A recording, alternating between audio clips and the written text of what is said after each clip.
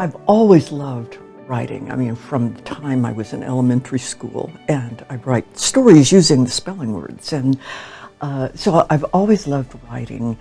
And I was also a Beatlemaniac. So I learned that Herman's Hermits were going to play in Tulsa. So I went down, I was in Tahlequah. I was an 8th grader going into 8th grade, and walked into the newspaper office and said, "I'd like to go to Tulsa to interview Herman's Hermits. Could I have a press card, please?" And so they give this 13-year-old kid a press card. I got the story, I got the interview. My dad was there to take pictures and kind of make sure we didn't get in trouble. And they printed it on the front page. They said I could be their teen reporter. I realized that journalism was the one field that would allow me to explore everything. I've always been focused on indigenous issues, and when I learned about what was going on a remote island in Indonesia, I decided to do an hour-long radio program about that, because these were people who had only been contacted in the 1950s, and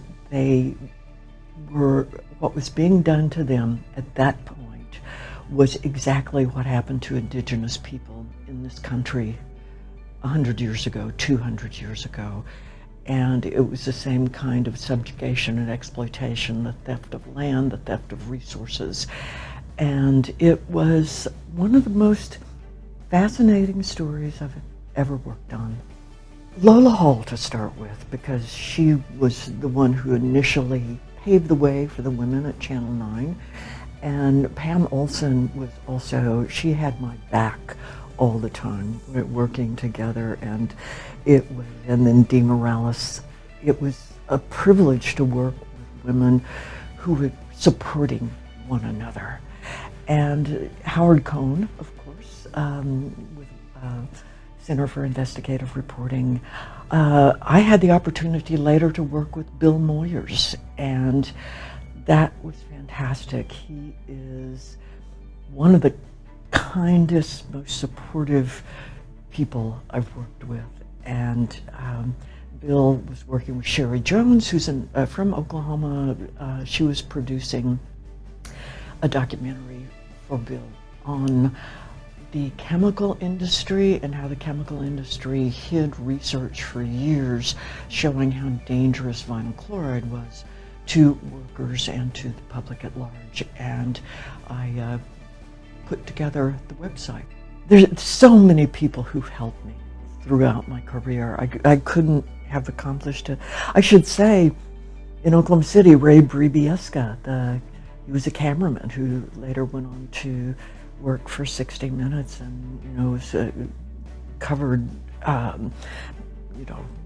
wars and was under fire a lot. But Ray was working at Channel 9, and I had a degree in cinematography and journalism from OU, but Ray really showed me how to do TV news, how to shoot TV news. And at the time, the cameras weighed 55 pounds, and that was probably about half my weight. So, but I was able to be reporter photographer and really treasure getting to learn how to do that. And probably without Ray Bribieska's support, could never have accomplished that.